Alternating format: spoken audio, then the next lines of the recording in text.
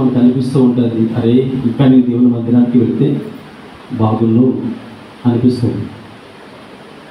వారు చేసినటువంటి భక్తి జీవితము ఎప్పుడు గుర్తొస్తుంది అని అంటే, ఇప్పుడు మనకి ఏమీ తెలియదు, కానీ ఆ చివరి క్షణాల్లో ఇంకొంచెం బాగా దేవునికి బాగా దగ్గరగా ఉంటే బాగుందని అనిపిస్తూ ఉంటారు. కనుక ఈరోజు సంవత్సరం నా తల్లిగారిని జ్ఞాపకం చేసుకోవడం అనేది దేవుని సేవకుడిగా నేను కూడా సంతోషిస్తూ ఉన్నాను. ఎందుకనంటే మరణించిన కొన్ని దినాలు 10, 9, 11 ఉంటారు కదా, అలాగా పెట్టుకున్నటువంటి ప్రార్థనా సహవాసాన్ని ఏ కూడిక అంటారు? ఏ కూడిక అండి? ఆదరణ కూడిక అంటారు. అంటే ఆ 9 రోజులు 11 రోజులు ఏవో సైకిల్ ఉంటాయి కాబట్టి అప్పుడు పెట్టుకున్నదాన్ని ఆదరణ కూడిక అంటారు. మొట్టమొదటిగా ఒక సంవత్సరం పూర్తి 2 సంవత్సరాలు అడుగు పెడుతున్నప్పుడు దాన్ని జ్ఞాపకార్థ కూడిక అంటే, ఒక సంవత్సరం అయిపోయింది కాబట్టి జ్ఞాపకం చేసుకుంటున్నామండి అన్నట్టు ఉంటారు. అయితే దేవుని బిడ్డలుగా మరి జ్ఞాపకం చేసుకుంటూ ఉన్నాం, బాగానే ఉంది. ప్రభువుని నిద్రించిన వారు దేవునితో కూడా ఎత్తపడతారు. ఒక సమయం వచ్చినప్పుడు మేము నేను అనుకుంటాను, ఈ మధ్యకాలంలో తల్లిగారు సద్గుణవతి గారు ఆదరణ కూడికలో కొన్ని మాటలు తెలియజేశారు. మరి ఎంతమంది వచ్చారో, ఎంతమంది గుర్తుందో నాకు ఐడియా లేదు, కానీ అక్కడ ఒక 8 మాటలు తెలియజేసినట్టు గుర్తు. రక్షించబడిన వారు, రక్షింపబడలేని వారు. రక్షించబడిన వారు ఎన్ని స్టేజెస్ దాటాలి అని తెలియజేశాను? 5 స్టేజెస్ దాటాలి, 5 స్టేజ్లు దాటాలి. రక్షణ పొందలేని వారు ఒక 3 స్టేజ్లు దాటాలని తెలియజేశాను. ఓకే, అయితే ఇదంతా బాగానే ఉంది. దేవుని బిడ్డలుగా ఈ జ్ఞాపకార్థ కూటంలో ఇలాంటి సందర్భాలు జ్ఞాపకం చేసుకుంటున్నప్పుడు ఖచ్చితంగా మనకి కూడా ఒక రోజు రాబోతుంది అనేటువంటి విషయాన్ని జ్ఞాపకం చేసుకుంటూ, మనము కూడా ఒకరోజు ఇలాంటి పరిస్థితుల్లోనే మన గురించి కూడా జ్ఞాపకం చేసుకుంటున్నటువంటి సందర్భము వస్తుంది అని ఎరిగి ప్రార్థనా జీవితంతో భయభక్తులు కలిగి దేవుని సన్నిధిలో ఉండాలని మనం చేస్తూ కొన్ని మాటలు మీతో పంచుకోవడానికి ఇష్టపడుతూ ఉన్నాను. చూడండి, మొట్టమొదటిగా ఆ రోజు నేను మీకు పరిచయం చేసినటువంటి మాటలు మరొకసారి నేను జ్ఞాపకం చేస్తూ ఉన్నాను. మొట్టమొదటి స్టేజ్ రక్షించబడిన వారు 5 స్టేజ్లు అంటే 5 మెట్లు అని చెప్పాను. మొట్టమొదటిది ఏంటండి? ప్రభువునందు నిద్రించిన వారు అంటే రక్షించబడిన వారి గురించి మాట్లాడుతూ ఉన్నాను. ఎవరైతే ప్రభువునందు నిద్రిస్తారో వారు మొట్టమొదటిగా ఏ స్థలానికి వెళతారు? పరదేశంలో అడుగు పెడతారు. ప్రభువునందు నిద్రించిన వారు. రెండవది మధ్యాకాశంలోనికి వెళతారు. మూడవది 7 ఏళ్ల పరిపాలనలో ఉంటారు. 4వది 1000 ఏళ్ల పరిపాలనలో ఉంటారు. 5వది పరలోకము. అంటే మరణించిన వెంటనే ప్రభువునందున్న వారు అలా పరలోక రాజ్యానికి వెళ్ళడానికి అర్హులు కాదు. ఈ 5 స్టేజ్లు దాటేటువంటి క్రమంలో ఈ 5 స్టేజ్లు ఎవరు దాటుతారు? రక్షించబడిన వారు దాటుతారు. మరి రక్షించబడలేని వారి యొక్క పరిస్థితి ఏంటి అని ఆలోచన చేస్తే, వారు మొట్టమొదటిగా ప్రభునందు నిద్రించకుండా, అంటే ప్రభువుని అంగీకరించలేదు కాబట్టి మనకు తెలుసు. ఈరోజు చదవబడిన లేఖన భాగం లోకాసువార్త 16:22 ఉంటుంది. ఆ ధనవంతుడు మృతి చెంది ఎక్కడ కొనుక్కోబడ్డాడు? పాతాళంలోనికి కొనుక్కోబడ్డాడు. అంటే మొట్టమొదటిగా రక్షించబడలేని వారు ఎక్కడికి వెళ్తారు? మొట్టమొదటిగా మరణిస్తే పాతాళంలోకి వెళ్ళిపోతారు. రెండవది తీర్పులోనికి తీసుకొని వస్తారు. మూడవది నరకాగ్నిలో వేయబడతారు. ఈ 3 స్టేజ్లు మాత్రమే రక్షణ పొందలేని వారికి ఉంటాయి. రక్షించబడిన వారికి 5 స్టేజ్లు ఉంటాయి. అందుకనే యేసుక్రీస్తు ప్రభు వారు డైరెక్ట్గా మనకు ఒక ఇంటిమేషన్ ఇస్తూ ఉన్నారు. కలువరి అంటే సిలువ మీద ఉన్నప్పుడు యేసు ప్రభు వారు చెబుతూ ఉన్నారు కదా, అంటారు, సిలువ మీద ఉన్నటువంటి దొంగ అడుగుతాడు కదా, అయ్యా నీ చిత్తం అయితే నేడు నువ్వు నాతో కూడా, అంటే కొంచెం నన్ను ఒకసారి జ్ఞాపకం చేసుకోవంటే, నేడు నువ్వు నాతో కూడా మొట్టమొదటి స్టేజ్ ఏది? పరదేశంలో ఉండు కాక. అంటే నువ్వు నాతో పరదేశం వస్తావు. ప్రభువునందు ఎవరైతే విశ్వసిస్తారో ఆయన విశ్వాసం ఉంచి రక్షించబడిన వారు, దేవునికి అనుకూలంగా ఉన్నవారు పరదేశంలో అడుగు పెడతారు. యేసుక్రీస్తు ప్రభువు వారు మరి మనం అనుకుంటాం కదా, గుడ్ ఫ్రైడే రోజు సిలువ వేయబడిన తర్వాత మరలా ఈస్టర్ రోజు తిరిగి లేస్తారు కదా, పునరుత్థానం. అప్పటి వరకు ఎక్కడ ఉన్నారంటే ఆయన పరదేశంలో ఉన్నారు. అంత మాత్రమే కాదు, లాజరు చనిపోయి కొన్ని దినాలు ఉన్నాడని మనం అనుకుంటాం. ఆయన కూడా ఎక్కడ ఉన్నాడు? పరదేశంలోనే ఉన్నాడు. సమాధిలో ఎక్కడ కూడా ఆత్మ ఉండదు. మనం ఏమంటామంటే, చచ్చిపోయి మా వాళ్ళు ఇంట్లో తిరుగుతున్నారని అంటాం. చచ్చిపోయి ఎక్కడ తిరుగుతున్నారు? ఆత్మ ఇంట్లోనే తిరుగుతున్నారంటే ఆవిడకి ఏమి ఇష్టమో అవన్నీ కూడా చేసి పెడుతుంటాం. అతనికి ఏమి ఇష్టమో, అతనికి ఏదైనా స్వీట్ ఇష్టం అనుకోండి, అది తీసుకొచ్చి కిటికీ మీద పెడతాం. కాకు వచ్చి తింటుంది అనుకోండి, అందుకో ఆవిడ వచ్చేసాడు కాకు రూపంలో అంటాం. కాకు రూపంలో కుక్క రూపంలో ఇక్కడ ఎవరు కూడా రారు. ప్రభునందు నిద్రించిన వారు అంటే శరీరము మట్టిలో కలిసిపోతూ ఉంది, ఆత్మ దేవుడు తను దయచేస్తున్న దేవుడి దగ్గరికి వెళ్ళిపోతుంది. దేవుడు ఎక్కడ ఉన్నాడు? పరదేశంలో ఉన్నాడు. అంటే మీరు గమనించండి, అంటే దేవుడు పరదేశంలో ఉన్నాడండి, పరలోకంలో లేడా అని అంటే, ఆయన మృతి చెందిన తర్వాత ఎక్కడికి వెళ్ళారు? 3 దినాలు కూడా పరదేశంలో ఉన్నారు. అందుకనే డైరెక్ట్గా అంటారు, నాతో పరలోకం వస్తావు అనలేదు, నీవు నాతో కూడా నేడంటే ఇప్పుడే ఈ రోజే నువ్వు నాతో కూడా పరదేశం వస్తావు. కాబట్టి మరి జాగ్రత్తగా గమనించండి. బైబిల్ గ్రంథంలో కొంతమంది కొన్ని విషయాలు కొంతమంది వ్యక్తులు పరిచయం చేస్తూ కొన్ని విషయాలు మీతో పంచుకోవడానికి ఇష్టపడుతూ ఉన్నాను. చూడండి, ఇక్కడ మరి మనము చనిపోయామనుకోండి ఏంటి పరిస్థితి అని ఆలోచన అందరికీ ఉంది. అంటే చనిపోకముందు ఖచ్చితంగా మనం చేయవలసిన పనులు అయితే కొన్ని ఉన్నాయి. ఏమున్నాయి పనులు? ఒక మనిషి చనిపోకముందు, మరణించక ముందు ఏ పనులు చేయాలి?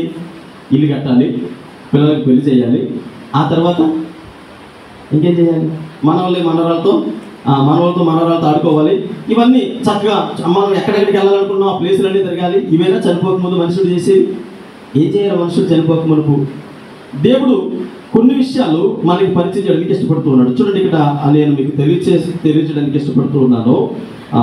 ఏం చేయాలి లేదా ఏం ఆలోచన చేయాలని ఆలోచన చేస్తే ఒక్కొక్కరు ఒక్కొక్కలా చనిపోతారు. అందరూ ఒకేలాగా చనిపోరు. ఒక్కొక్కరు యాక్సిడెంట్లో చనిపోతారు, ఒక్కొక్కరు సడన్గా హార్ట్ అటాక్ చనిపోతారు, ఒక్కొక్కరు అలా ఉన్న పాటని చనిపోతారు. అంటే కొంతమంది నిద్రలోనే చనిపోతూ ఉంటారు. అంటే ఒక మనుషుడు తన జీవితాన్ని కోల్పోవడం అనేది తన ప్రాణాన్ని కోల్పోవడం అనేది ఏ విధంగా అందరూ ఒకేలా చనిపోతారని ఎన్నడూ కూడా చెప్పలేము. ఒక్కొక్కరు ఒక్కోలా చనిపోతారు కనుక ఇక్కడ మరి మరణించినటువంటి వ్యక్తులు ఎవరైతే ఉన్నారో ఆ వ్యక్తుల్లో రెండు రకాలైనటువంటి వ్యక్తులు ఉంటారు. ఒకటి బైబిల్ గ్రంథంలో పాత నిబంధన కాలంలోకి వచ్చామనుకోండి, అక్కడ భక్తుడైనటువంటి దావీదుని నేను మీకు పరిచయం చేయడానికి ఇష్టపడుతూ ఉన్నాను. చాలా మంది ఉన్నారు. అయితే దావీదుని ఈనాడు నేను మీకు పరిచయం చేస్తాను. దావీదు చనిపోకముందు ఏ కోరికలు కోరుకున్నాడు, లేదా తాను ఆశించినటువంటి ఆలోచన విధానాలు ఎంతవరకు కరెక్టు, అసలు దేవుని బిడ్డలుగా లేదంటే లోకంలో ఉన్నటువంటి వ్యక్తులు అలా కోరుకుంటే వారికి పరలోకం అనేది దక్కుతుందా, అసలు పరదేశంలో వాళ్ళు యాక్సెప్ట్ చేయబడతారా అనేటువంటి విషయాన్ని మీరు గమనించండి. లాజరు వెళ్ళినప్పుడు ధనవంతుడు ఎవరి పేరు ఉచ్చరించాడు? లాజరు గురించి ధనవంతుడు ఎవరి పేరు ఉచ్చరించాడు? దావీదు రొమ్మున అనుకున్నటువంటి లాజరు అన్నాడా? ఎవరి పేరు ఉచ్చరించాడు? అబ్రహాము. అంటే విశ్వాసులకు తండ్రి, విశ్వాసమును కొనసాగించేటువంటి ఒక చక్కటి విశ్వాసవీరుడిగా భక్తుడైనటువంటి అబ్రహాం గారు కనబడుతూ ఉన్నారు. మరి దావీదు పేరు ఎందుకు ఉచ్చరించబడలేదు? మోసే గారి పేరు ఎందుకు ఉచ్చరించబడలేదు?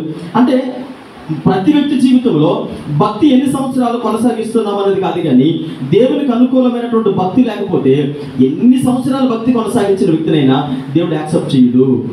హల్లెలూయా. మీకు అర్థమవుతుందండి? ఎన్ని సంవత్సరాలు మనం భక్తి పాటిస్తూ ఉన్నా, అంటే భక్తి చేస్తూ ఉన్నా, దేవుడికి అనుకూలమైన భక్తి లేకపోతే దేవుడు తనకు ఉన్నటువంటి పరిస్థితి మీరు గమనించండి. పక్కనే ఉన్నటువంటి సిలువ మీద దొంగ ఉన్నాడు కదా, దేవుడు ఒక వ్యక్తితో ఏం చెప్తున్నాడంటే నీవు నాతో కూడా వస్తావు అని చెప్పాడు. తీసుకుని వెళ్ళిపోయారు. మరి అలాగే చాలా మంది యేసు ప్రభువు వారి గురించి ఏడ్చుంటారు కదా. ఆయన రోడ్డు మీద అంటే కొట్టుకుంటూ తీసుకుని వెళ్తున్నప్పుడు ఆ బైబిల్ గ్రంథంలో ఏమని తెలియజేయబడిందంటే ఆయన గురించి రోదన కలిగి రొమ్ము కట్టుకుని ఏడ్చేవారు చాలా మంది ఉన్నారు. మరి వారందరితో కూడా నేను అనుకుంటాను వైఎస్ రాజశేఖర రెడ్డి గారు చనిపోతే చాలా మంది ఎలా చనిపోయారు? గుండె చనిపోయారు. మరి యేసుక్రీస్తు ప్రభువు వారు ఎన్నో గొప్ప కార్యాలు చేశారు కదా, ఎవరు చనిపోలేదంటారా? మేబీ హిస్టరీలో చరిత్రలో ఉండొచ్చు. యేసు ప్రభువుని అమితంగా ప్రేమించిన వారు ఉన్నారు. లాజరు చనిపోతే యేసు ప్రభువు ఏడ్చారు. మరి యేసు ప్రభువు ఇన్ని గొప్ప కార్యాలు చేసినప్పుడు, మరి భయంకరమైన దుస్థితిలో ఉన్నప్పుడు, భార్య పిల్లలు బంధువులు స్నేహితులు వదిలేసినటువంటి భయంకరమైనటువంటి రోగంలో కలిగిన వారి సహితము యేసు ప్రభువు ప్రేమించి వారిని స్వస్థపరిచారు. రక్తస్రావం కలిగినటువంటి స్త్రీ కూడా సమాజంలో విలువ లేకుండా ఒక మూల పడి ఉంటే యేసు ప్రభువు ద్వారా స్వస్థత వచ్చింది. యేసు ప్రభువుని నిర్దాక్షిణంగా కొట్టి సిలువ వేస్తూ ఉంటే కనీసం ఒక కన్నీటి పుట్టని కాల్చుండదంటారా? ఏడదంటారా? అంటే మీరు ఆలోచన చేయండి. అంటే యేసుక్రీస్తు ప్రభువుల వారి యొక్క ఆ భక్తి జీవితంలో, అంటే మనం ప్రభువుని అంగీకరించే మార్గంలో వెళుతున్నాం కనుక ఆయనకు అనుకూలమైనటువంటి భక్తి లేకపోతే, ఇక్కడ గమనించండి, పాత నిబంధన కాలంలో దావీదుని మీకు పరిచయం చేస్తూ ఉన్నాను. ఇటు కొత్త నిబంధన కాలానికి వచ్చినప్పుడు యేసు ప్రభువుని జ్ఞాపకం చేసుకుందాం. దావీదు కోరినటువంటి కొన్ని కోరికలు లేదా తన యొక్క ఆలోచన విధానాలు, మరణానికి దగ్గరగా ఉన్నటువంటి దావీదు ఎలాంటి కోరికలు కోరాడు, ఈరోజు మనము కూడా మరణించక మునుపు ఏం చేయాలి, ఏం చేయకూడదనే విషయాలు ఒకసారి జ్ఞాపకం చేసుకుందాం. చూడండి, మొదటి రాజుల గ్రంథము 2వ అధ్యాయము 4వ వచనం చదవడము. మొట్టమొదటిగా మొదటి రాజుల గ్రంథము 2వ అధ్యాయము 4వ వచనము. అప్పుడు నీ పిల్లలు తమ ప్రవర్తన విషయంలో జాగ్రత్తగా నుండి నా ఎదుట పూర్ణ హృదయముతోనూ పూర్ణ మనస్సుతోనూ సత్యమును అనుసరించి నడుచుకుని ఎడల ఇశ్రాయేలీయుల రాజ్య సింహాసనము మీద ఆసీనుడుకు ఒకడు నీకు ఉండగా మానుడని యెహోవా నిన్ను గూర్చి ప్రమాణము చేసిన మాటను స్థిరపరచును. అంటే మీరు జాగ్రత్తగా గమనించండి, ఒక వ్యక్తి మరణించడానికి ముందు ఏం చేయాలి అని అంటే సింపుల్గా మీకు అర్థమయ్యే విషయం భాషలో చెప్పాలంటే సత్యమును అనుసరించాలి. సత్యమును అనుసరిస్తే మన సింహాసనం నీకెవడు లాక్కోవడానికి అర్హుడు కాదు. సింహాసనం అంటే మనం అనుకుంటాం కుర్చీ కాదు. మన జీవితంలో దేవుడు మనకంటూ ఒక స్థాయిని ఇచ్చాడు, ఒక స్థానం ఇచ్చాడు. అంటే నేను అనుకుంటాను చంటి పిల్లలు ఉన్నారంటే వారి ఆలోచన విధానాలు వేరు, యవనస్తుల విధానాలు వేరు, నడిప్రాయం కలిగిన వారు, వృద్ధులు, ఒక్కొక్కరు ఆలోచన విధానాలు వేరు. ఒక వ్యక్తి ఒకేలా అంటే అందరూ ఒకేలా ఎలా చనిపోరు అలాగే అందరూ కూడా ఒకేలాంటి ఆలోచనలు కలిగి ఉంటారు. దేవుడు ఆయా వ్యక్తుల యొక్క స్థితిగతులను బట్టి ఒక్కొక్కరికి ఒక్కొక్క స్థాయిని ఇస్తారు. ఇక్కడ దావీదు అంటాడు చనిపోవడానికి ముందుగా 1వ వచనం చదవండమ్మా. 2వ అధ్యాయంలో 1వ వచనం, దావీదుకు మరణకాలము సమీపింపగా అతడు తన కుమారుడిని సొలొమోనుకి ఇలాగ ఆజ్ఞాపించెను, లోకులందరూ పోవలసిన మార్గంలో నేను పోవచ్చున్నాను, కాబట్టి నీవు ధైర్యం తెచ్చుకొని నిబ్బరము కలిగి చాలండి. అంటే దావీదు ఏ టైంలో చెబుతూ ఉన్నాడు? మంచం మీద ఉన్నాడు అంటే ఇంకొద్ది క్షణాల్లో ఏమైపోతాడు? చనిపోవడానికి సిద్ధంగా ఉన్నాడు. అంటే ఒక వ్యక్తి మరణించడానికి ముందు ఏం చేయాలి అంటే దావీదు అంటే ఈ దావీదుకు ఉన్నటువంటి కొన్ని లక్షణాలు నేను పరిచయం చేస్తూ ఉన్నాను. ఇలాంటి లక్షణాలు కలిగి ఉండకూడదు. మొట్టమొదటిగా ఇక్కడ ఇతను ఏమంటున్నాడంటే దావీదు కోరుకున్నటువంటి కోరిక సత్యమును అనుసరించినడు ఈ సింహాసనము నుండి అంటే నీ నుండి ఎవ్వరు కూడా లాగుకోరు అని మాట్లాడుతూనే అంటే మొట్టమొదటిగా సొలొమోను అంటే ఒక స్వార్థపూరితమైనటువంటి ఆలోచన ఎవరికి చెప్తూ ఉన్నాడు? తన కొడుకు చెప్తున్నాడు, సొలొమోనా జాగ్రత్త, నువ్వు దేవుని వాక్యమును అంటే ఆయన క్రమమును కట్టడలను ఆజ్ఞలు శిరస వహించకపోతే అంటే నువ్వు సత్య మార్గములు నడవకపోతే నీ యొద్ద నుండి సింహాసనము వేరొకరికి వెళ్ళిపోద్ది అన్నాడు. అంటే సత్యమును అనుసరించాడా సొలొమోను? అనుసరించాడా? తండ్రి చెప్పినటువంటి చాలా మంది అంటారు నా తండ్రి చివరి కోరికండి తీర్చేయాలంటారు. ఏ చివరి కోరిక అనుకున్నారు? ఓ చిన్నది అంటే నేను అప్పుడప్పుడు చూస్తే కొన్నిసార్లు తప్పు అనుకోకండి, బూరుపాలెంలో ఒక ప్రాంతం ఉండేది. మా పెళ్ళైన కొత్తలో ఆ ప్రాంతానికి పరిచర్యకి వెళ్తే ఈ లెటర్ డేస్లో ప్రార్థన సహవాసాలు పెడుతూ వాళ్ళ అమ్మగారు చనిపోతే మమ్మల్ని ప్రార్థన కూడడానికి ఇన్వైట్ చేశారు. వెళ్ళాము. భోజనం దగ్గర కూర్చున్నాం. భోజనం దగ్గర కూర్చుంటే సైలెంట్గా అబ్బాయి పెద్దగా చర్చికి రాడు, మిగతా ఫ్యామిలీ అందరూ వస్తారు.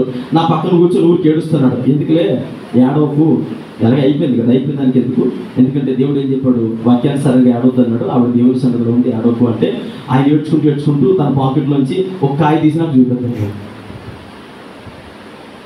ఏంటదే అన్నాను. మా అమ్మకు చాలా ఇష్టం అండి. ఇంటికి ఎవరైనా బంధువులు వస్తే ఖచ్చితంగా భోజనం పెట్టేటప్పుడు ఈ బాటిల్ ఇస్తుందండి అన్నారు. అది మర్యాదగా పట్టుకొని దాంతోపాటు నువ్వు కూడా బయటికి వెళ్ళిపో అని చెప్పేసి అంటే వాళ్ళు ఆవిడ పరిగెత్తుకుని వచ్చి ఒరే పనికిమాలోడా ఏమనుకుంటున్నావు, అసలు బుద్ధి జ్ఞానం ఉందా, ఎవరితో ఏం మాట్లాడాలో తెలీదా, దేవుని సేవకుల దగ్గరికి మందుబాటు పట్టుకొని వస్తావా, మీ అమ్మ కోరుకుంటే నువ్వు వెళ్ళి సమాధి దగ్గరికి వెళ్ళి అక్కడికి వెళ్ళి తాగు, అంతేగాని దైవజనుల దగ్గరికి వచ్చి ఏమి ఇవ్వాలో ఏమి ఇవ్వకూడదో తెలియదంటే తాగుతారేమో అనుకున్నాను. ఎవరి కోరిక అంటే ఇది? వాళ్ళ అమ్మగారి కోరిక. ఇంటికి చుట్టాలు ఎవరు వచ్చినా భోజనం పెట్టేటప్పుడు ఏమిస్తారు అంటే ఈరోజు దేవుని బిడ్డలుగా మనం ఏమి నేర్చుకుంటూ ఉన్నాం. దావీదు చెబుతూ ఉన్నాడు, నువ్వు సత్యమును అనుసరించున్నాడు, నీ యొద్ద నుండి సింహాసనం ఎవరు కూడా లాక్కోలేరంటే సొలొమోను తండ్రి చెప్పినటువంటి మాటకి దేనికి కూడా లోపడలేదు. విస్తారమైనటువంటి భార్యలు చేసుకున్నాడు. ఎంతమంది చేసుకున్నాడు భార్యను? 1000 మంది భార్యలు చేసుకున్నాడు. అంటే విస్తారంగా చేసుకోవడం వలన విగ్రహారాధనకు లోనైపోయి హృదయం అంతా కూడా అన్ని దేవతల వైపు తిప్పడం ద్వారా దేవుని ఆరాధన క్రమమును మర్చిపోయాడు. లోకానుసారమైన ఆరాధన చేస్తూ దేవుడిని వదిలిపెట్టేశాడు. సింహాసనము 2గా చీలిపోయింది ఆ రోజు నుంచి. అంటే సొలొమోను దగ్గర నుండి 2గా చీలిపోయింది. ఒకటి ఎవరండి అంటే సొలొమోను కొడుకు సగభాగం తీసుకుని వచ్చాడు, ఇంకొక ఆయన సగభాగం పట్టుకుని వెళ్ళిపోయాడు. అంటే ఎందుకు ఇలాంటి పరిస్థితి వచ్చిందంటే దావీదుకి తెలుసు దేవుని మార్గంలో నడవాలి. చివరి కోరిక చనిపోవడానికి ముందు ప్రతి వ్యక్తి తెలుసుకోవాల్సింది సత్యాన్ని అనుసరించాలి. అసత్య మార్గంలో నడుస్తూ, అన్యాయంగా నడుస్తూ, అక్రమైన మార్గాల్లో నడుస్తూ, అయ్యా నేను చనిపోయిన తర్వాత నేను డైరెక్ట్గా యేసుక్రీస్తు ప్రభు వారితో లేదా అబ్రహాము గారితో కలిసి ఆయన రొమ్మున అనుకునేటువంటి పరదేశం వెళ్ళిపోతాను అనుకోవడం అనేది అదంతా కూడా మన అపోహ, క్రమము లేకుండా. అందుకని వాక్యం అంటే క్రమము లేని చోట ఏమి విస్తరిస్తుంది? అక్రమము విస్తరిస్తుందని తెలియజేస్తూ ఉన్నాడు. అందుకని ఇక్కడ చూడండి, దావీదు చెప్పినటువంటి మాటను ఎవరు వినలేదు. సొలొమోను మొట్టమొదటిగా పట్టించుకోలేదు. అది చివరి కోరిక. తండ్రి కోరిక నెరవేర్చడా? నెరవేర్చలేదు. సత్య మార్గంలో నడవలేదు. విస్తారమైనటువంటి విగ్రహారాధన కలిగినటువంటి భార్యను చేసుకున్నాడు. తద్వారా తన జీవితంలో భయంకరమైనటువంటి దుస్థితి తీసుకొచ్చాడు. రెండవ కోరిక, దావీదు మొదటి కోరిక ఏంటి? సింహాసనం నా కొడుక, ఈ సింహాసనం ఎవరికి దక్కనికి జాగ్రత్తగా 4 కొమ్ములు అలా గట్టిగా పట్టుకో, లేదంటే తాళ్ళు కట్టేసి వీపుకి కట్టేసుకో అన్నట్టుగా, అంటే స్వార్థపూరితమైనటువంటి రీతిలో సొలొమోను గారికి చెప్పాడు. రెండవది చూడండి, వాక్యం చదువుకుందాం. రెండవ అధ్యాయంలోనే 5వ వచనం నుండి చదవండమ్మా. రెండవ కోరిక ఏంటో చూద్దాం. అయితే సెరూయా కుమారుడైన యావాబు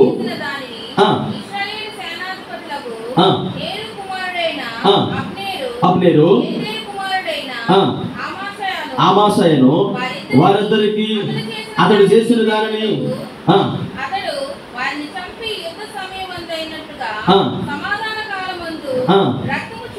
రక్తము చిందించి మీదను తన పాదరక్షల మీదను పడజేసెను.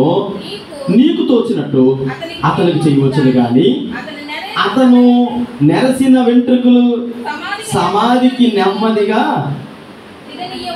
అంటే వృద్ధాప్య వరకు అతను ఉంచొద్దు. ఎవరెవరిని ఇక్కడ మీరు చూడండి. తర్వాత 8, 9 వచనాలు కూడా మీరు చదవండి. 2 వ్యక్తుల పేర్లు చెప్తున్నాడు దావీదు.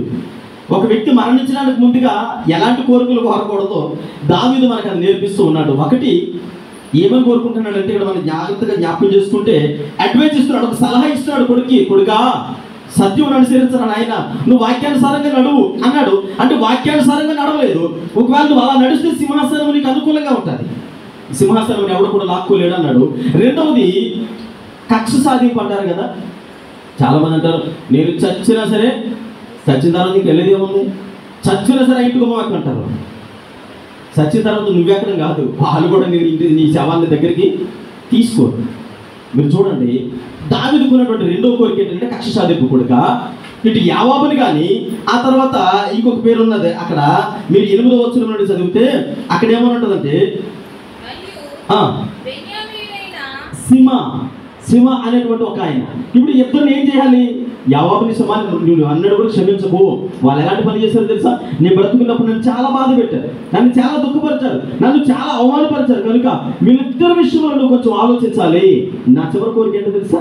ఒకటి, నీ దగ్గరికి సింహాసనం వెళ్ళిపోకూడదు. రెండవది ఏం చేయకూడదు? వాళ్ళిద్దరిని నువ్వు క్షమించి వదిలిపెట్టకూడదు. ఇంకొక విషయం జాగ్రత్తగా దావీదు నొక్కి చెబుతున్నాడు చూడండి. వాళ్ళు వృద్ధాప్యం వరకు వచ్చే వరకు వదలుకో. నడిప్రాయంలో ఉండగానే వాళ్ళు ఎక్కడ దారి పెట్టాలి? నీకు తెలుసు కదా ఏం చేయాలో.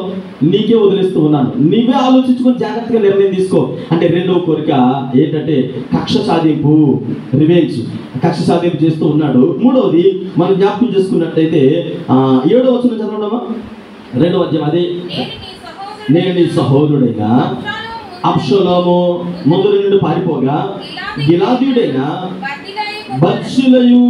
చాలండి, ఇక్కడ ఒకటి అడ్వైజ్ ఇస్తున్నాడు. మొట్టమొదటిగా సలహా ఇస్తున్నాడు, సింహాసనం పోగొట్టుకోకు, సత్యాన్ని అనుసరించు, తప్పుడు మార్గంలో నడకని. ఆయన తప్పుడు మార్గంలో నడిచాడు, సింహాసనాన్ని పోగొట్టుకున్నాడు, దేవుని ఆశీర్వాదం పోగొట్టుకున్నాడు. రెండవది రివెంజ్. వాళ్ళిద్దరి విషయంలో నువ్వేం చేయాలి? కక్ష సాధింపు. వాళ్ళిద్దరిని కూడా క్షమించుకు. వారిని బ్రతుకున్నప్పుడు నాకు చాలా ఇబ్బంది పెట్టారు, ఇంకా నేను చనిపోయిన తర్వాత నా చివరి కోరిక ఏంటంటే వాళ్ళిద్దరిని ఏం చేయాలి? నువ్వు చంపేసే. మూడవది ఇక్కడ మనం జ్ఞాపకం చేసుకున్నట్లయితే ఒక హానర్ అంటారు కదా. ఇప్పుడు ఏం చేస్తానంటే ఆ బర్జిల్లయి ఎవరైతే ఉన్నారో అతడు, నేను అబ్షలోము దగ్గర నుంచి పారిపోయి అరణ్య ప్రాంతాల్లో దాక్కున్నప్పుడు నాకు చాలా సహాయం చేశాడు. కాబట్టి వారికి కృతజ్ఞత కలిగి ఉండు. వారిని నువ్వేం చేయాలి? చాలా చక్కగా వారికి సహాయం చేసేవాడిగా ఉండాలి, వారిని దీవించేవాడిగా ఉండాలి, వారిని ఆదుకునేవాడిగా ఉండాలి. అంటే ఇది నువ్వు నాకు ప్రమాణం చేసి చెప్పగలవా? వారిని బాగా చూస్తానని నాకు మాట ఇవ్వగలవా? అంటే ఇక్కడ ఏం చెప్తున్నాడు? ఒకటి మనం జ్ఞాపకం చేసుకుంటున్నాం, సలహా ఇచ్చాడు. రెండవది కక్ష సాధింపు. మూడవది వారికి సహాయం చేసేవాడిగా ఉండాలని మాట్లాడుతూ ఉన్నాడు. పిల్లలు జ్ఞాపకం చేసుకోండి. నాలుగవది మరొక మాట జ్ఞాపకం చేసుకున్నట్లయితే ఇక్కడ చూడండి, చూడండి, ఈ మాట మనం జాగ్రత్త జ్ఞాపకం చేసుకోండి. ఈ మాటలన్నీ చెప్పిన తర్వాత 3 విషయాలు చెప్పారు కదా. దావీదు 3 విషయాలు చెప్పిన తర్వాత మీరు అక్కడ చదవండి. 8వ వచనం చదవండి, 10వ వచనం చదవండి. తరువాత దావీదు తన పితరులతో కూడా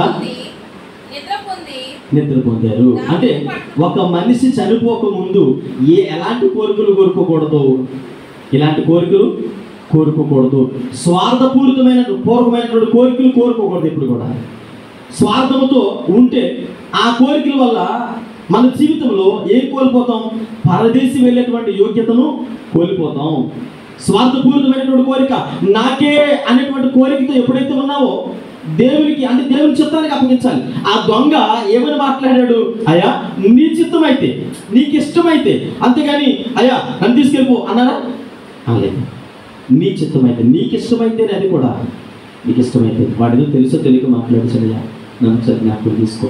ఈరోజు మన భక్తి ఎలా ఉండాలంటే దేవుని చిత్తానుసారంగా నడిచేవాడు ఉండాలి. ఆయన భక్తిని, ఆయనకు అనుకూలమైనటువంటి భక్తిని ఆచరించేవారుగా ఉండాలి. అప్పుడు ఖచ్చితంగా దేవుడు మన జీవితాన్ని జ్ఞాపకం చేసుకుంటాడు. అప్పుడు అంటారు కదా, నీవు నాతో కూడా అని చెప్పేసి ఆయన మాట్లాడతారు. మొట్టమొదటిగా 3 విషయాలు దావీదు జీవితంలో మనం నేర్చుకున్నాం. ఒకటి ఏంటండి, మీకు గుర్తుండిపోవాలి మళ్ళా. ఒకటి సలహా ఇస్తున్నాడు, అడ్వైజ్ చేస్తూ ఉన్నాడు. ఇదిగో ఇలా చెయ్యి, నీ దగ్గరికి అప్పుడు సింహాసనం ఎవరు కూడా లాక్కోరు. రెండవది కక్ష సాధింపు, నన్ను బ్రతుకున్నప్పుడు ఇలా చేశారు కాబట్టి ఇప్పుడు నువ్వేం చేయాలని? చంపేయి యోవాబుని, సిమిని. మూడవది సహాయం చేయి, వారు నాకు బ్రతుకున్నప్పుడు చాలా కృతజ్ఞత కలిగి ఉన్నారు, ఇవన్నీ చూడు అని దావీదు చెబుతూ ఉన్నాడు. అయితే బ్రతుకున్నటువంటి ఒక మనుషుల యొక్క ఆలోచనలు ఎలా ఉంటే, పాత నిబంధన కాలంలో కంటికి కన్ను పంటికి పన్ను, అంటే ఒక వ్యక్తి మనం లేదేదో చేస్తే ఇమీడియట్గా చేసి అని మనం పాత నిబంధనలు అలా తెలియజేస్తుంది. అయితే కొత్త నిబంధన కాలంలో ఏం చెబుతూ ఉన్నారు? యేసుక్రీస్తు ప్రభుల వారి గురించి మనం ఆలోచన చేస్తే మనకు తెలుసు. యేసుక్రీస్తు ప్రభుల వారు, అంటే ఈ క్లుప్తంగా నేను మీకు వివరిస్తున్నాను. యేసు ప్రభు వారు శిలువ మీదకి ఎక్కిన వెంటనే మొట్టమొదటి మాట ఏంటి? వీళ్ళందరూ హింసిస్తున్నారు కాబట్టి ప్రభువా అగ్నివర్షం కురిపించి అన్నారా? దావీదులాగా ఇదిగో వాళ్ళని ఏడిపించారు కాబట్టి నన్ను ఒకటి తప్ప 40 కొరడ దెబ్బలు కొట్టారు, మరి నేను చాలా దారుణంగా హింసించారు కనుక అలా అనలేదు. మొట్టమొదటి మాట పరిగెత్తి, అయ్యా వీరిని క్షమించి, వీళ్ళు ఏం చేస్తున్నారో తెలియదు. అంటే ప్రతి క్రైస్తవ విశ్వాసం మరణించడానికి ముందుగా ఏం చేయాలి? ఏం కలిగి ఉండాలి? క్షమాపణ కలిగి ఉండాలి. చివరి ఘట్టంలో ఉన్నాం, చనిపోవడానికి సిద్ధంగా ఉన్నాం, మరణావస్థలో ఉన్నప్పుడు నీకు ఎవరి మీదైనా ఒక మాట తేడాలనో లేదంటే వేరే ఆలోచన విధానంలోనో మనస్పర్ధలు అనేవి ఖచ్చితంగా ఉంటాయి. అలాంటప్పుడు మన చివరి క్షణం మనకు తెలుస్తూ ఉంటుంది. కొన్ని సందర్భాలలో నేను చాలా ఉన్నాను, దేనికి దగ్గరగా ఉన్నాను? మరణానికి దగ్గరగా ఉన్నాను తెలుస్తున్నప్పుడు హఠాత్తుగా మరణం వస్తే, అంటే ప్రతి ప్రార్థన సహవాసంలో మనం ఏం చెప్పాలి? పరలోక ప్రార్థన చేస్తూ ఉంటాం కదా. పరలోక ప్రార్థన చేసేటప్పుడు ఏమని ప్రార్థన చేస్తూ ఉంటాం? అయ్యా మా అపరాధములను మీరు క్షమిస్తూ ఉన్నారు కనుక ఇతరుల అపరాధములు మేము ఏం చేస్తూ ఉన్నాం అంటే, మీరు అడగొచ్చు, పాస్టర్ గారండి మన మరణం మనకు ఎలా తెలుస్తుందండి? మరణావస్థలో ఉన్నప్పుడు వాళ్ళని పిలిచి అమ్మ నన్ను క్షమించు అని అడగడానికి నాకు సమయం లేదు కదండి. అందుకని ప్రతి ప్రార్థన సహవాసంలో పరలోక ప్రార్థన ఎందుకు చేస్తామంటే, నీకు ఎవరితోనైనా విరోధంగా ఉన్నప్పుడు, ఎవరి మీదైనా నీకు కొద్దిగా వేరే ఆలోచన ఉన్నప్పుడు ఏం చేయాలంటే, నువ్వు వెళ్ళి వారికి ఏం చెప్పాలి? అమ్మ నన్ను క్షమించండి, అయ్యా నన్ను క్షమించండి, నేను తెలుసో తెలియకో ఏదో మాట్లాడాను అని చెప్పిన తర్వాత ఏం చేయాలి? ప్రార్థన చేయాలి. మనం ఏం చేస్తాం తెలుసా? మనసు నిండా పేరుకుపోతాయి. చూడండి, ఈ డంపింగ్ అంటాం కదా, అలాంటి దగ్గరికి ఎప్పుడైనా మీరు వెళ్ళండి, అక్కడ చూస్తే చుట్టూ కూడా దానికి చుట్టూ ప్రహారీ కడతారు. దాని మీద ఎంత చక్కటి పెయింటింగ్స్ ఉంటాయి, తర్వాత మంచి ఉంటాయి, డ్రాయింగ్స్ ఉంటాయి. ఆ గేట్ తీసుకుని లోపలికి వెళ్ళండి, యాడ్లోకి వెళ్ళండి. ఇప్పుడు నేను లోపలికి వెళ్తే ఒక్క 5 నిమిషాల వ్యక్తిని అక్కడ వదిలేస్తే చచ్చిపోతాడు, అర్జెంట్గా చచ్చిపోతుంది. ఎందుకు తెలుసా? ఆ భయంకరమైనటువంటి దుర్వాసన అలా ఉంటుంది. ఒక క్రైస్తవ విశ్వాస యొక్క ఆధ్యాత్మిక జీవితం బయటికి చాలా చక్కగా, ఎంత సున్నితంగా ఉంటామంటే, ఎంత చక్కగా ఉంటామంటే లోపల దుర్వాసన, భయంకరమైన ఆలోచన విధానాలు, తలంపులతో, అంటే క్షమాగుణం లేనటువంటి విధానం.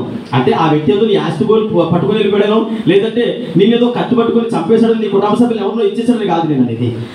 చిన్న మాటల విభేదాలు, ఏదో సమ్ ప్రాబ్లం ఏదో వచ్చింది నీకు, వాళ్ళకి, లేదా నీ భర్తే కావచ్చు. ఏం చేస్తారంటే నేను ఇంకా నా పిల్లలతో కానీ ఇంకా లేదంటే ఇంకా మా అత్త అచ్చే మా వదిన ఇవన్నీ మనకు అనునిత్యంగా జరిగేటువంటి పరిస్థితులే. అంటే నేను ఎందుకు చెబుతున్నానంటే యేసుక్రీస్తు ప్రభుల వారు అంతటి వారే ఆయన అంటూ ఉన్నారు. మొట్టమొదటిగా ఏమంటారంటే అయ్యా వాళ్ళకి ఏం తెలియదు కనుక వాళ్ళు ఏం చేయాలి, క్షమించాలి.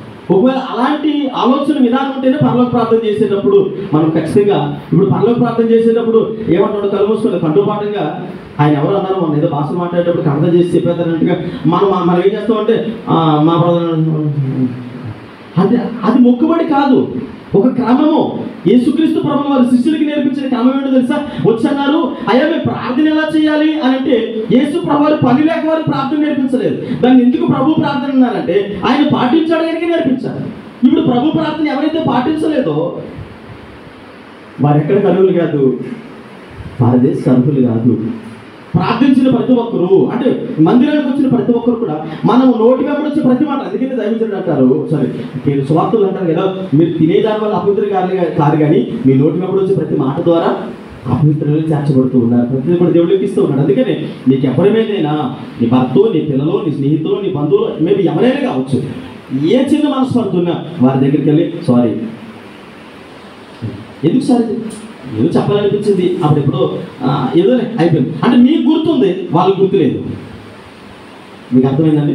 నీకు గుర్తు వచ్చినప్పుడు ఖచ్చితంగా వెళ్ళి వారితో మాట్లాడండి. అలా చేయకపోతే నువ్వు పరదేశకరుడు కాదు. దావీదు అంటూ ఉన్నాడు కదా, చనిపోయేటప్పుడు ఏమంటున్నాడు, సొలొమోను పిలిచి పని కట్టుకొని ఇదిగో యావాబుని చంపు, ఆ తర్వాత సిమీని చంపు అని అంటూ ఉన్నాడంటే ఇప్పుడు దావీదు దేనికి అర్హుడు కాదు? అదే మీరు అడగచ్చు అదేంటంటే అది పాత నిబంధన కాలంలోకి వచ్చేటప్పటికి వారి పరిస్థితి అలా ఉంది, కంటికి కన్ను పట్టుకు పన్నని. ఇప్పుడు యేసుక్రీస్తు ప్రభువు వారు వచ్చిన తర్వాత మేము దావీదు విషయంలో అంతకు ముందు మరణించే వారి విషయంలో ఆయన ఒక నిర్ణయం తీసుకున్నాడు, చెరగా పట్టుకుని వెళ్ళిపోయాడు. కనుక ఆ గుంపులో ఎవరున్నారు? అయ్యగారు కూడా ఉండొచ్చు. కానీ ఇప్పుడు అలా కాదు. ఇప్పుడు ఏ కాలంలో తెలిసింది, మనం కృపాకాలంలో ఉన్నాం. కృపాకాలంలో ఉండి కూడా మేము ఇంకా దావీదు లాంటి ఆలోచనలతో కలిగి ఉంటామంటే దావీదుకి ఇచ్చిన పరిగణన, దావీదుకి ఇచ్చిన క్షమాగుణము ఈరోజు మన జీవితంలోకి రాదు. అందుకని ఆయన అంటారు తెలియక చేసినా పర్లేదు కానీ తెలిసినోడికి మాత్రం క్షమాపణ లేదు. ఇంకొక మాట తెలుసా, వేసినేలా క్షమిస్తారంటే కానీ వేషధారిని అంటే ఎవరు వేషధారులు, ఎవరు వేసి ఎవరు? పాత నిబంధన కాలం దేనితో పోలుస్తూ ఉన్నాడంటే వారు తెలియక చేశారని వారితో పోలుస్తూ ఉన్నాడు. ఈనాటి కాలంలో అన్నీ తెలిసిన వారు, ధర్మశాస్త్రం మన చేతుల్లో ఉంది, ఆ తర్వాత ప్రవక్తల పుస్తకాలు మన చేతుల్లో ఉన్నాయి, ఆ తర్వాత మరి పద్య భాగాలు, గద్య భాగాలు, చరిత్ర పుస్తకాలు, మరి తర్వాత సువార్త పత్రికలు, ఆ తర్వాత సువార్త విషయాలు కానీ పత్రికలు కానీ అంటే ఇన్ని పుస్తకాలు, ప్రకటన గ్రంథం కానీ రాబోయే కాలంలో ఏం జరుగుతుందో అన్నీ కూడా 66 పుస్తకాలు నీ చేతుల్లో ఉన్నప్పుడు ఇంకా దేవుడు నేను ఎలా క్షమిస్తాడు? ఆనాటి కాలంలో వారికి 5 పుస్తకాలు ఉన్నాయి, ధర్మశాస్త్రం ఒకటే తెలుసు వాళ్ళకి. కాబట్టి వారికి క్షమాపణ ఉంది, ఈరోజు మనకు క్షమాపణ అనేది లేదు. అంటే క్షమాపణ లేదంటే లేదు. క్షమాపణ ఎందుకు లేదంటే క్రీస్తు స్వరక్తము చేత మనల్ని కొనుక్కున్నారు కనుక ఇంకా తర్వాత కొనుక్కోవడానికి ఏమీ కూడా లేదు, పనిష్మెంటే. కాబట్టి పరదేశంలో ప్రవేశిస్తేనే మనం పరలోకానికి అర్హులవుతాం, పరదేశంలో ప్రవేశించకపోతే పాతాళానికి మాత్రమే అర్హులవుతాం. ధనవంతుడు మీరు జాగ్రత్తగా గమనించిన దేవుడు అక్కడ డివైడ్ చేశాడు. కొత్త నిబంధన కాలంలో పాత నిబంధన కాలం పక్కన పెడితే కొత్త నిబంధన కాలంలోకి వచ్చేటప్పటికి మనం ఎంత జాగ్రత్తగా అర్థం చేసుకోవాలో నేర్పిస్తున్నాడు. అక్కడ వెంటనే విడదీశాడు లేదా? లాజరుని ఎవరు కొనుక్కోబడ్డారు? దేవదూతలు వచ్చి ఎక్కడికి పరదేశం కొనుక్కోబడ్డారు. అబ్రహాం రొమ్ముని అంటే అబ్రహాం పక్కనే ఇలా భుజాన్ని ఆదుకున్నాడు. రొమ్ముని ఆదుకున్నట్టే ఇలా చేసుకుని రా లాజరు అని ఆదుకున్నాడు. కానీ ధనవంతుడు ఎక్కడికి వెళ్ళాడు? పాతాళంలో కొనుక్కోబడ్డాడు అని రాయబడింది. అంటే ఇప్పుడు కృపాకాలంలో ఉన్నాము కనుక మనకి క్షమాపణ అనేది లేదు. చేసుకుంటూ వెళ్ళిపోతే ఆయన చూసుకుంటూ ఊరుకునే దేవుడు కాదు. అంటే అక్కడ 2 మార్గాలు, ఒకటి ఏదో ఒక మార్గానికి డిసైడ్ అయిపోవాలి. అందుకని ఇక్కడ మనకు ఒక చక్కటి అవకాశం ఏంటంటే ఈ 3 విషయాలు దావీదు లాంటి ఆలోచన విధానాలు కలిగి ఉంటే ఎప్పుడైనా మార్పు చెందుదాం. మొట్టమొదటి యేసు ప్రభువారు సిలువ మీద పలికినటువంటి మాటలు జ్ఞాపకం చేసుకుంటే 7 మాటలు పలికినటువంటి మాటలు మొట్టమొదటి మాట క్షమాపణము. మరణించడానికి సిద్ధంగా ఉంటున్నాను, మరణించబోతున్నాము కనుక అంటే రేపు ఎప్పుడు మరణిస్తున్నామని కాదు నేను అనేది, ప్రిపేర్ అవుతున్నాం. ఏదో గురించి ఖచ్చితంగా మరణించబోయేటువంటి మనము ఏం కలిగి ఉండాలి? దావీదు లాంటి స్వార్థపూరితమైనటువంటి భక్తి, కక్ష సాధింపు, ఆ తర్వాత అలాంటి ఆలోచనలు కాదు కానీ దేవుడు ఖచ్చితంగా ఎవరికి ఏమి ఇవ్వాలో, ఎవరికి ఏం చేయాలో దేవుడు ఖచ్చితంగా చేస్తాడు. కానీ మనం ఏం చేయాలంటే దేవుని చిత్తం మీద ఆధారపడి బ్రతికేవారిగా ఉండాలని దేవుని సేవకుడిగా మనం చేస్తూ ఉన్నాం. చూడండి, ఇక్కడ యేసుక్రీస్తు ప్రభువు వారి జీవితంలో మనం జ్ఞాపకం చేసుకుంటే మొట్టమొదటిది క్షమాగుణం మనం జ్ఞాపకం చేసుకుంటున్నాము. రెండవది ఆ సిలువ దొంగలు హక్కులు చేర్చుకున్నట్లుగా చూడగలుగుతూ ఉన్నాము. మూడవది ప్రేమను, తల్లి యొక్క ప్రేమను తను చూపిస్తున్నట్లుగా మనం చూడగలుగుతూ ఉన్నాము. అంటే ఈరోజు మన జీవితాల్లో ఏ విధమైనటువంటి భక్తిని ఆచరిస్తూ ఉన్నాము అనేది చాలా విపులంగా క్లుప్తంగా నేనైతే జ్ఞాపకం చేస్తూ ఉన్నాను. చాలా క్లుప్తంగా నేను తెలియజేశాను. ఇవి మర్చిపోయేటువంటి విషయాలు అయితే కాదు, చాలా సున్నితమైనటువంటి విషయాలే, కానీ ఆలోచన చేస్తే చాలా భయంకరమైనటువంటి ఆలోచనలుగా ఉంటాయి. అందుకని మీరు జాగ్రత్తగా గమనించండి. చాలా మందికి చివరి కోరికలు ఉంటాయి. ఆ చివరి కోరికల మీద డిపెండ్ అవ్వకండి. చివరి కోరికలు ఉన్నప్పుడు ఆ కోరిక ఏమై ఉండాలంటే, నేను అంటాను, ప్రభువా నా చివరి కోరిక పరలోకంలో అడుగు పెట్టడమే. చివరి కోరిక ఏమై ఉండాలి? పరలోకంలో అడుగు పెట్టడమే. అలా ఎప్పుడైతే నీ భక్తి జీవితాన్ని కట్టుకుంటావో దేవుడు ఖచ్చితంగా. లాజరుకు ఒకటే కోరిక, తినడానికి లేదు, కట్టుకోవడానికి లేదు, అసహించుకుంటూ ఉన్నారు, చాలా తృణీకరిస్తూ ఉన్నారు, చాలా దౌర్భాగ్యపు జీవితాన్ని బ్రతుకుతూ ఉన్నాడు. అంటే చాలా దుర్భరమైనటువంటి జీవితాలు. దేవదూతలు వచ్చి ఆర్భాటంతో తీసుకెళ్ళాడు దేవుని మందిరానికి. అంటే నేను ఎంతమంది అసహించుకుంటున్నా భక్తిలో నిలకడగా ఉండు, ప్రార్థన సహవాసంలో నిలకడగా ఉండు, దేవుని పరిచర్యలో నిలకడగా ఉండు, వ్యక్తిగతంగా నిలకడగా ఉంటుంది. అంటే వ్యక్తిగతంగా అంటే చాలా మంది ఏం ఆలోచిస్తారంటే, దావీదు ఆలోచించాడుగా, ఈ సింహాసనం సొలొమోనా నీదే, ఇంకెవరు, నీ తర్వాత ఇంకెవరికి రాలేవు. అంటే ఇప్పుడు స్వార్థపూరితమైనటువంటి అంటే వ్యక్తిగతంగా ఆలోచన చేశాడు. దక్కిందా? కక్ష సాధించగలిగాడు. జాగ్రత్తగా గమనించాను. ఓకే, దావీదు అన్నాడు, నువ్వు వాడిని జ్ఞాపకం చేసుకుంటే మనుషుడు ఎవరు జ్ఞాపకం చేసుకోవడానికి? అదే దావీదు ఏమని రాస్తున్నాడు? మనుషులు నమ్ముకున్నాడు కంటే యెహోవాను ఆశ్రయించుట మేలు రాసినటువంటి దావీదు గారు మరి చివరి దినాల్లో ఆయనకి ఎలా నువ్వు మేలు చేయాలంటూ ఉన్నాడు. మనుషుడు ఇచ్చింది ఎన్నో రోజులు ఉండదు కదా.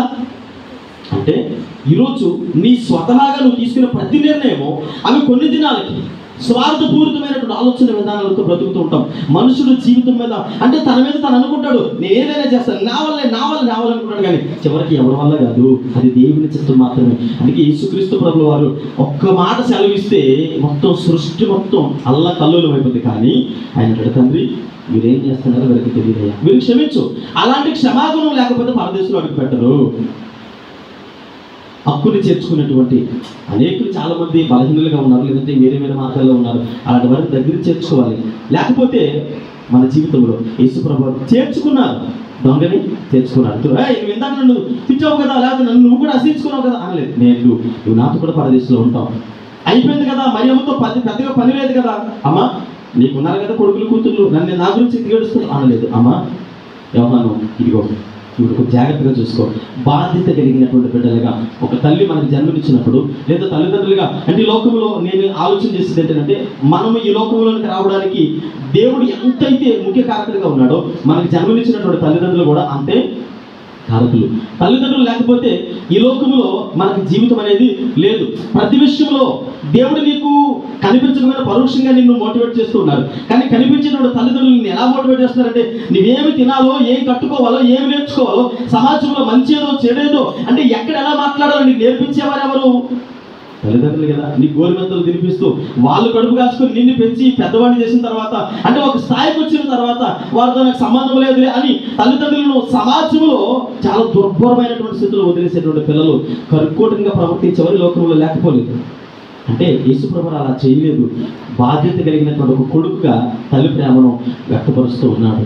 అదే అట్ ద సేమ్ టైం ఆయన దేవుని విషయంలో కూడా అటు వాక్యానుసారమైనటువంటి అంటే ప్రవచనానుసారమైన వాక్య ప్రవర్తన విడిచిపెట్టలేదు.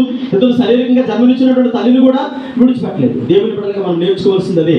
దావీదు లాంటి వ్యక్తిత్వం అనేది కొన్ని అంటే ఇలాంటి పరిస్థితులు మన జీవితంలో నుంచి తీసివేయాలి. యేసుక్రీస్తు ప్రభువు వారు ఏదైతే నేర్పించారో అలాంటి భక్తి జీవితాన్ని నేర్చుకున్నప్పుడు మన జీవితంలో మీరు గమనించండి, లాజరు వెళ్ళినటువంటి స్థలం ఏదైతే ఉందో, రక్షించబడిన వారు 5 మెట్లు ఎక్కుతారు అన్నారు కదండి. మరి మొట్టమొదటి మెట్టు గురించి ఎంతసేపు చెప్పారంటే ఇంకా చాలా మెట్లు ఉన్నాయి. కానీ అప్పుడు మరలా దేవుని చిత్తం అయితే ఇంకెప్పుడైనా మరలా మిగిలిన విషయాలు జ్ఞాపకం చేస్తాను. పరదేశంలో అడుగు పెట్టాలంటే దావీదు లాంటి వ్యక్తిత్వము, అలాంటి కోరికలు, అలాంటి ఆలోచనలు వదిలేసుకోవాలి. యేసుక్రీస్తు ప్రభుల వారి లాంటి ఆలోచనలు కలిగి ఉండాలి. అలా ఎప్పుడైతే నిస్వార్థమైనటువంటి భక్తి జీవితాన్ని మనం చేస్తామో అప్పుడు మొట్టమొదటి ప్లేస్ పరదేశంలో మనం అడుగు పెట్టేటువంటి యోగ్యతను దేవుడు మనకి ఇస్తాడు. నేను అనుకుంటాను ప్రభునందు నిద్రించిన వారు మన తల్లి గారు బృందావతి గారు మరి దేవుని సన్నిధిలో వారు చేసినటువంటి ప్రార్థన జీవితం, వారు నడిచినటువంటి నడవడిక, అంటే దేవుడు తనను జ్ఞాపకం చేసుకుని ఆవిడకి ఒక స్థానాన్ని ఇచ్చాడు. ఆవిడ ఈరోజు ప్రభుత్వం కలిసి చక్కగా లాజరు ఏదైతే పరదేశంలో ఉన్నాడో, యేసు ప్రభు ఏదైతే పరదేశంలో ఉన్నారో, సిలువ మీద ఎక్కడైతే పరదేశం వెళ్ళారో ఆ స్థలంలో ప్రభువునందు నిద్రించినటువంటి బృందావతి గారు కూడా, అంటే అక్కడికి వెళ్ళడానికి సిద్ధపడుతున్నాం కనుక ఇలాంటి స్వార్థపూరితమైన ఆలోచనలు అన్నీ పక్కన పెట్టి మనం కూడా ప్రార్థనాపూర్వకంగా సిద్ధపడాలి. అప్పుడే దేవుడు మనకు అలాంటి యోగ్యతను ఇస్తాడు. ప్రార్థన చేసుకుంటాం.